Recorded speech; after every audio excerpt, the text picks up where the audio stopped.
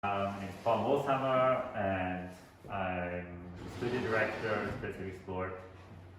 And I'm Gilles Corbet, and I'm a teacher, and I've been working here for 22 years. So we've both known Peter for a long time. Yeah. I started actually 10 years before, so 32 years ago. And I remember when Peter started here, and Peter, when he first came in, he made, maybe more similar to that, he made like faces, one face on each sheet.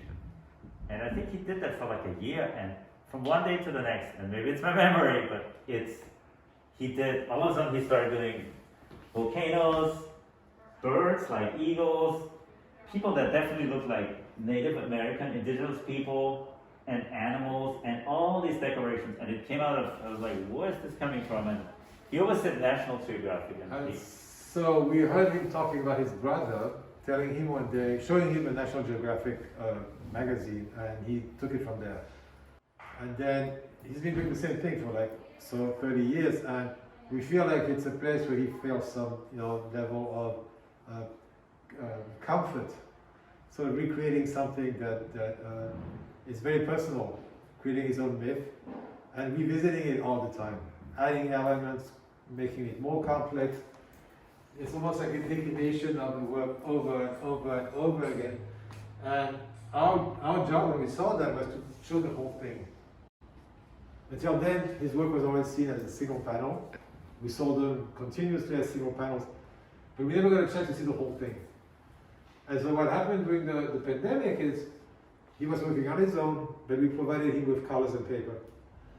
And basically he went through and he would cut his own paper, which is a really interesting element because it's never square. And so there's sort of an organic quality to it that was revealed during that time. And the way he used colors, he just kept using the same colors until he finished the pencil, whatever, and moved on to the new set of colors.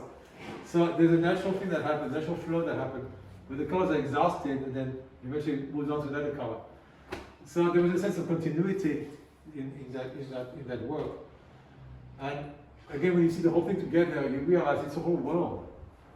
It's like a world where he basically lives in every day, going back to that world every day. And we know his story about immigration, the trauma, the difficulties, the desire to be here a breadwinner. One of the things he told us early on is, as soon as he came here, he wanted to be part of the family life and make money. So he started working at Safeway, and he started doing artwork. And he started working at Safeway exactly at the same time as when he started coming here, so in '96. And so he has really a strong work ethic. He would come here in the morning from 8:30 on till about 1 in the old days. And then Monday he was always here the whole day till 3. But the other days he would leave at 1 and then start working at Safeway in the afternoon, evening. So working Tuesday through Saturday at Safeway, and Monday, Friday to Friday here. So he was always super independent. Yeah, and it was really that's what you just said. It was really important for him that he's also bringing money home, contributing to his family, to his community, and there's really a very strong sense of family and community for him. They live in this house together, his whole family. Several, sibling, her husband, children, his mother, who's, the matriarch, and she's always been there, and she still cooks the most amazing meals. And so I just get this sense they're also very religious. They go to church together, and he's always trying to help and be helpful. Yeah, he's got a great sense of duty. And actually the way he is with us for the whole process of the show, there was a lot of, oh, thanks guys, it's amazing, this is great. He's really enjoying the process of recognition. And really, in a beautiful way, so.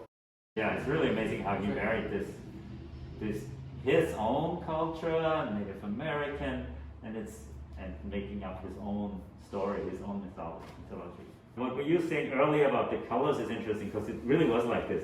Here, this whole panel has the most colors, and then you move to the next one, and it's like, whoa, this is fewer colors, and some more brownish gray tones, none of the bright yellow, orange, red. And I think it really had to do with the colors. He uses this Prismacolor markers, and that he didn't have certain colors anymore. And you can see it in the next few panels how the colors, there's less color. This is the bright and most colorful panel. That being said, they always work, right? Which is like, even if it's bright, you know, which is difficult to manipulate bright colors, and they always work. There's an integrity in the piece. And then obviously over there, it's like so earth color. So he's got this totally natural way to do things, natural talent, and totally on his own. I mean, in this organization, sometimes we have people that we help a lot more. We help with the colors, we help, with using the media, but in his case, he doesn't need any help. And C is more like a community for him. You know, he can just come here, sit at the table and do his work. Nobody basically has anything to say. And that's something that we really enjoy. Somebody like that he needs a community to work, and then he does this amazing amount of work. I'm Peter Bautista Cordova. Peter Bautista Cordova. And when did you start coming here, Peter, to Creative Export? In September 26, 23. Wow, that's good memory. 93, sorry. Is it? September 26, 1920, year 1996. 96. Okay, so Peter, you've been here 26 years now. Yeah. So Peter, you want to talk about your work a little bit? Yeah. Maybe let's just get up and let's look at the Okay. work. Yeah? So here it is. Can you tell us about it? And maybe you can tell Sophia since she's filming you, right? Yeah. You saw my work that I done at home for 2 years in advance because of the epidemic that happened to everybody. And this is what I done at home every day. You work every day, right? Yeah, at home. All the time. Who are those people there? This is what I saw on TV, on Channel 9, National Geographic. Okay. And what about the volcanoes? Is that something? What is that? I saw when I walking, there's a big mirror in 23rd Street that I saw is very, very big, like this one here. So I said, okay, I can also make things like that, just to see how they made it. So you saw it over there, and you're like, I can do the same, right? Yeah. Good. Awesome. And so, but you keep like using the same people, or they're all different people here? What's going on? Like those people are the same as those people? Just like I would say, like a monument, or like in Washington D.C., like they got so many what they call a monument over Monuments. there. And this, so I keep looking on the TV what they can show. Right. I really like that. Actually, you've never quite said it like this, but now when you say monuments, I'm thinking Mount Rushmore and South Things Dakota, like that. and it's a monument of presidents. But you are honoring people. You're honoring what you call them, Indians, Native Americans. Sometimes. People, yeah. So I think that's powerful. Thinking of them as monuments too. Yeah, Wow. like a decoration, like image. Can I say something about the show, Peter? Yeah. The pieces, so you mentioned that how you worked from the whole day, but so almost all the pieces in the show that are on the wall, you did at home in the last 2 years, right? Yeah, correct. So that's really interesting. All you needed is markers and the boards, and we were talking earlier about the shape of the boards, how you cut of them out, a lot of them you cut out, right? You cut them out your own size. So so what Paul is saying is like, look at this, the way you're cutting out that board. Yeah. It looks really nice, right? It's not totally straight. Yeah, and they are straight. Yeah, but there's a bit of a curve here, right? Everywhere. Yeah. So is that something you like to see? A little bit? It's A kind of little softness? bit. Yeah, okay. Because it looks like it could have been made of leather or on some other surface, right? When I start, I never stop anymore. So this is what? This is a rabbit, right? Armadillo. Oh, armadillo, okay. Rabbit. Oh, rabbit, okay. So that's a rabbit. Over there too, right? Yeah. And what is that? The turtle. A turtle. So you like to do those animals, right? Yeah, I do. I do like animal. I do. But I have to live the way it is. Uh-huh. What is this one? Is this an owl or is it an owl? Yeah.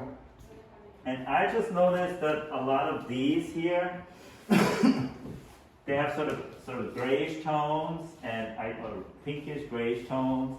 And those are like a few years ago, like 10, 15 years ago you did those, right? It was back in 97 or 98. Yeah. So you started doing ceramics just after a couple of years being here, right? Yeah, with Horace. Yeah, of course, Washington. And then the ones behind it, some of these are newer, right? Like 3, 4 years ago. Yeah. So who are those people? Who is that? Anybody you can think of, or is it just your imagination? Just in the head. Of course. Of course. It's a good head you have. Yeah. Good things inside. So do you think those could be monuments? Yeah. Like, could it be like really big, in I Washington think DC? Dr. Martin Luther King. Oh, like yeah. Like, I like to see more, so I can put in my head and Or you'd like to see more monuments, more sculptures? yeah. Okay.